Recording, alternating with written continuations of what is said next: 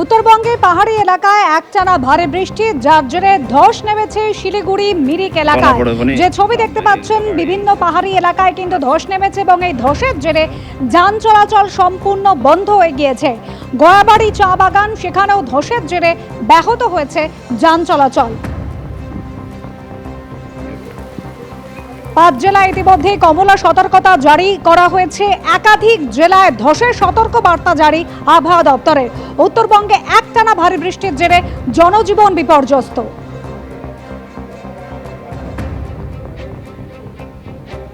উত্তরবঙ্গে পাহাড়ি এলাকায় ভারী থেকে অতি ভারী বৃষ্টি। সকাল থেকে উত্তরবঙ্গে পাহাড়ি এলাকায় বৃষ্টিপাত হচ্ছে। অরিত্রিক ভট্টাচার্য আমাদের প্রতিনিধি রয়েছেন আমাদের সঙ্গে। অরিত্রিক, উত্তরবঙ্গের কি অবস্থা? আলিপুর আবহাওয়া দপ্তরের কি সতর্ক বার্তা? হ্যাঁ দেখো, উত্তরবঙ্গে এই মুহূর্তে অধিকাংশ জেলাতেই ভারী থেকে অতি ভারী বৃষ্টির সতর্কতা রয়েছে এবং যেটা দেখা যাচ্ছে এবং সেই সতর্কতা অনুযায়ী সকাল থেকেই কিন্তু বৃষ্টি হচ্ছে। কালকে রাত্রেও বৃষ্টি হয়েছে মূলত একেবারে পার্বত্য এলাকা এবং তার যে পাদদেশ এলাকা অর্থাৎ দার্জিলিং, কালিম্পং, জলপাইগুড়ি, কুচবিহার, আলিপুরদুয়ার, এই প্রত্যেকটি জেলার ক্ষেত্রে কিন্তু একেবারে সকালেই কমলা সতর্কতাও জারি করে দেওয়া হয়েছিল, যেখানে ভারী থেকে অতি ভারী বৃষ্টি হতে পারে এবং সেই সতর্কতা অনুযায়ী কিন্তু এই মুহূর্তে বৃষ্টি চলছে। এবং যেটা বলা হচ্ছে যে উত্তরবঙ্গের ক্ষেত্রে যখনই ভারী থেকে অতি ভারী বৃষ্টি হয়, আবহাওয়া দপ্তর যে সতর্কতা দেয় তার মধ্যে নিচু এলাকা প্লাবিত হওয়ার সম্ভাবনা থাকেই, তার থেকেও বেশি আশঙ্কা থাকে ধসের এবং সেরকম পরিস্থিতি তৈরি হতে পারে। আলিপুর আবহাওয়া দপ্তর থেকে সেই সতর্কতাও কিন্তু দেওয়া হয়েছে এবং এখনো পর্যন্ত যেটা জানা যাচ্ছে যে বেশ কিছু এলাকায় এই ধসজনিত সমস্যা হয়েছে, জনজীবন বিপর্যস্ত হয়েছে। তবে এখনই উত্তরবঙ্গে বৃষ্টি খুব কমবে সেই সম্ভাবনা কিন্তু নেই। আগামী কাল পর্যন্ত অধিকাংশ জায়গাতেই ভারী থেকে অতি ভারী বৃষ্টির সতর্কতা থেকেই যাচ্ছে। ধন্যবাদ অরিত্রিক। আজ 12 ঘন্টা বন্ধ দ্বিতীয় হুগলি সেতু। ভোর 6টা থেকে সন্ধে 6টা পর্যন্ত বন্ধ থাকবে বিদ্যাসাগর সেতু। মেরামতির কাজের জন্য বন্ধ থাকবে ব্রিজ।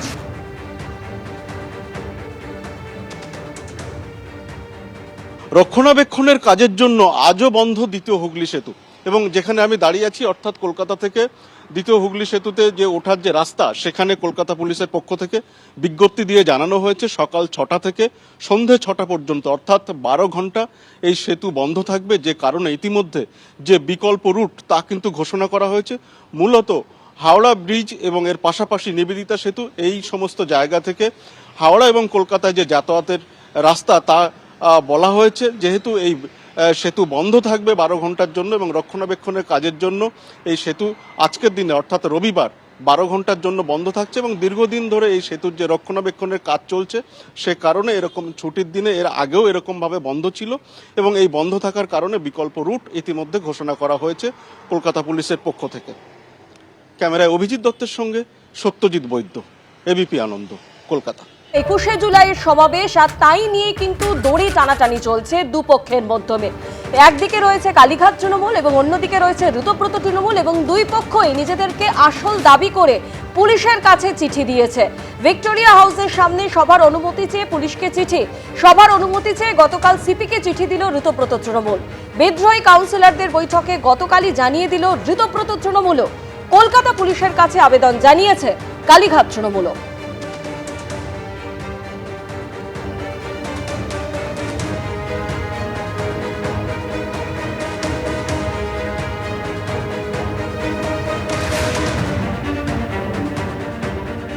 সামনে 21শে জুলাই তৃণমূলের সব থেকে বড় রাজনৈতিক কর্মসূচি। আর এবছর এই রাজনৈতিক কর্মসূচি পালন করবে কে, কোথায় করবে, তা নিয়ে এবার কালীঘাট তৃণমূল এবং ঋতব্রত তৃণমূলের মধ্যে দড়ি টানাটানি শুরু হয়েছে।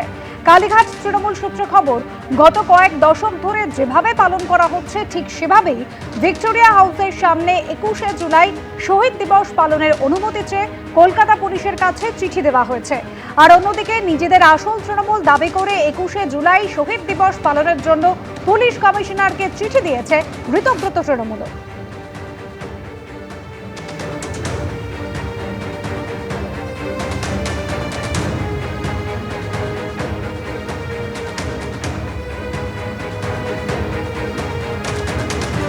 21শে জুলাইয়ের সমাবেশ নিয়ে যখন দুই তৃণমূলের দড়ি টানাটানি অব্যাহত, তারই মধ্যে বিধায়ক আখরুজ্জামান তিনি দাবি করছেন যে নায়ক নায়িকাদের ভিড়ে শহীদ পরিবার মর্যাদা পায়নি। আমরা তো প্রথমেই চাইবো আমাদের ভিক্টোরিয়া হাউস, যেটা বরাবরই আমরা করে থাকি, সেখানেই তো আমরা প্রথমে চাইবো প্রশাসন কতটা আমাদের দেবে কি দেবে না তাদের ব্যাপার। বরাবরই যেহেতু আমরা ভিক্টোরিয়া হাউসের সামনে তৃণমূল কংগ্রেসের যে আমরা শহীদ স্মরণ করি 21শে জুলাই, আমরা সেটাই প্রথম আমরা প্রশাসনের কাছে আবেদন করব। তারপরে প্রশাসন না দিলে আমাদের যারা কালেকটিভ টিম লিডার যারা আছেন, আমরা আপাতত সকলে বসে সিদ্ধান্ত নিয়েছি যে আমাদের ঐতিহ্যবাহী 21শে জুলাই আমরা ভিক্টোরিয়া হলের সামনেই করব। প্রশাসন যদি অনুমতি না দেয় তাহলে আমাদের লিডারশিপ যারা আছে, নেতৃত্ব দিচ্ছেন, সকলে বসে পরবর্তীকালে আমরা কোথায় কি করব। শুধু নায়ক নায়িকাদের ভিড়ে শহীদ পরিবার মর্যাদা পায়নি। এবার আপনারা দেখবেন আমরা যে শহীদ সমাবেশ করব 21শে জুলাই, সেই শহীদ পরিবার এবং তাদের পরিবারদের আমরা শ্রদ্ধা জ্ঞাপন করে আমরা সঠিকভাবে শহীদদের শ্রদ্ধা জানাবো।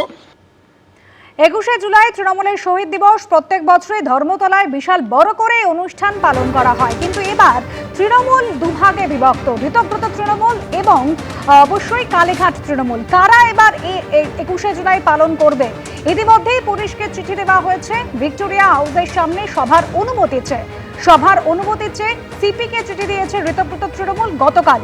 আর বিদ্রোহী কাউন্সিলরদের বৈঠকে গতকালই জানিয়ে দেওয়া হয়েছে ঋতব্রত তৃণমূল যে কলকাতা পুলিশের কাছে আবেদন জানানো হয়েছে এবার কালীঘাট তৃণমূলের পক্ষ থেকে।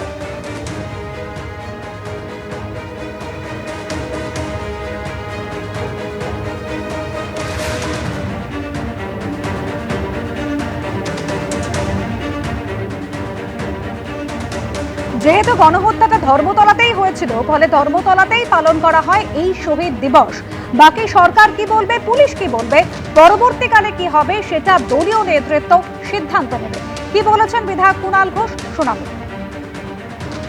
93 21 जुलाई ये ममता बनर्जी का जो प्रोग्राम था फोटो आइडेंटिटी कार्ड के लिए, आज आपका पास हमारा पास जो फोटो आईडी है वो due to sacrifice of those 14 lives and Mamata Banerjee. आगे तो छिलो ना एगुलो, ममता दी बोललेन फोटो आईडी कार्ड चाই, সিপিএম গুলি করে 14 জনকে মারলো, 13 জনের বডি আইডেন্টিফাইড, একজনের বডি আইডেন্টিফাইড নয়। তো এখন যেহেতু মমতা বন্দ্যোপাধ্যায়ের আন্দোলনের শহীদদের সৈনিকদের হত্যা করেছিল, তাই মমতা বন্দ্যোপাধ্যায় নেত্রী হিসাবে প্রত্যেক বছর ওই দিনটা শহীদ তর্পণ দিবস পালন করে। এবার ये जो अगर ये वो जो हुआ था, मास किलिंग जो हुआ था वो धर्मतला में हुआ था, इसीलिए धर्मतला में हम लोग शहीद तर्पण हर बरस यही हम लोग करते हैं। तो पार्टी जो डिसाइड करेगा पार्टी करेंगे और देखते हैं ये लोग क्या करते हैं, लेकिन 21 जुलाई प्रोग्राम तो होगा ही। 21শে জুলাই সমাবেশে প্রশাসনিক অনুমতি নিয়ে যখন দড়ি টানাটানি চলছে, তারই মধ্যে তৃণমূলের 21শে জুলাই সভা নিয়ে আদালত অবমাননার অভিযোগ তুলে সম্প্রতি হাইকোর্টে একটি মামলা হয়। তাতে উল্লেখ করা হয় 2018 সালে কলকাতার কোনো বড় বা প্রধান রাস্তা সভার জন্য সম্পূর্ণ বন্ধ করা যাবে না বলে নির্দেশ দিয়েছিল কলকাতা হাইকোর্ট। মামলাকারীর অভিযোগ, সেই নির্দেশ অমান্য করে 2025 সালেও শহীদ দিবসে সভা করে তৎকালীন শাসক দল।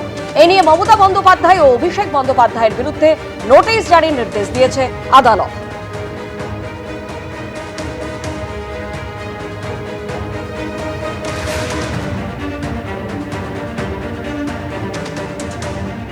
একুশে জুলাই তৃণমূলের আবেগ, কালীঘাট তৃণমূল কি করবে সেটা তাদের ব্যাপার, বলছেন বিধায়ক সন্দীপন সাহা। আমরা সেখানেই আবেদন করেছি করার জন্য, এবার দেখা যাক প্রশাসন কি উত্তর দেয়। আমরা যদি পারমিশন পাই, গায়ের জোরে করব না, যদি আমরা পারমিশন পাই নিশ্চয়ই সেখানেই করব যেখানে আমাদের 21শে জুলাই হয়ে থাকে। মমতা বন্দ্যোপাধ্যায় করতে চাইছেন, আপনারাও করবেন, সেটা তো তার বিষয়। আমরা যেটা করতে চাইছি আমরা সেই বিষয়ে বলতে পারি, আমরা করতে চাইছি সেইটা আমরা অ্যাপিল করেছি। এবার এরপরে প্রশাসনের উপরে নির্ভর করে তারা আমাদেরকে এই পারমিশন দেবেন কি দেবেন না। আচ্ছা, মমতা বন্দ্যোপাধ্যায় বিহীন 21শে জুলাই কেমন হবে ব্যাপারটা দেখতে? বিহীন বা যোগ করে নয়, তৃণমূল কংগ্রেসের 21শে জুলাই, তৃণমূল কংগ্রেসের 21শে জুলাই নিশ্চিতভাবে হবে। এবং তৃণমূল কংগ্রেসের দেখবেন যারা দীর্ঘদিন থেকে তৃণমূল কংগ্রেস করেন, যারা তৃণমূল কংগ্রেস বলে চিহ্নিত তাদের অঞ্চলে, তারা সবাই সেই অনুষ্ঠানে থাকবেন। 21শে জুলাই দিনটা পালন করা হয়, মমতা বন্দ্যোপাধ্যায় নিগৃহীত হয়েছিলেন এবং এতজন কর্মী মারা গেছিলেন। 21শে জুলাই পালন করা হয়, 13 জন প্রাণ কলকাতা শহরে লুটিয়ে পড়েছিল, শহীদ হয়েছিলেন। শহীদ তর্পণে 21শে জুলাই পালন করা হয়, আর আমরা ইন ট্রু সেন্স শহীদ তর্পণই করব সেই দিন। আপনারা মনে করছেন এতদিন 21শে জুলাই শহীদ তর্পণ হতো না? কি হতো আমি জানি না, আমরা কি করব আমি সেটা বলতে পারি। আর তৃণমূল সাংসদ মহুয়া মৈত্র তিনি বলছেন 21শে জুলাই আমাদের অনুমতি না দিলে আমরা রাস্তায় করব।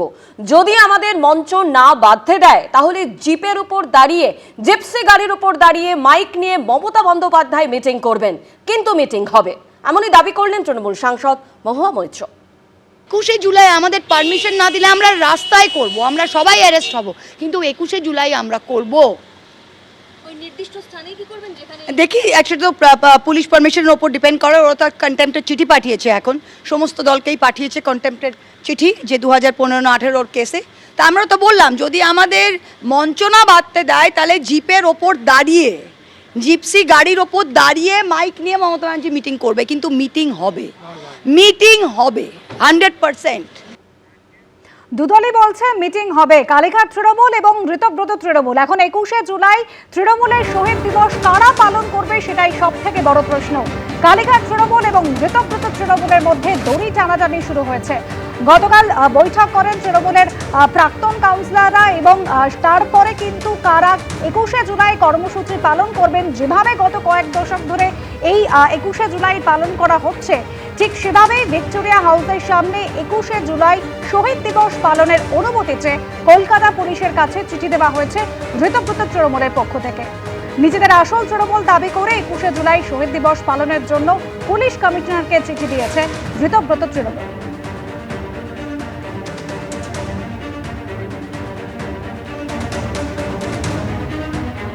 বিজেপি কোনো মিটিং মিছিল করতে গেলে পারমিশন কেন দিতেন না, সেই উত্তরটা দিই, খোঁচা দিয়েছেন বিজেপি বিধায়ক তাপস রায়।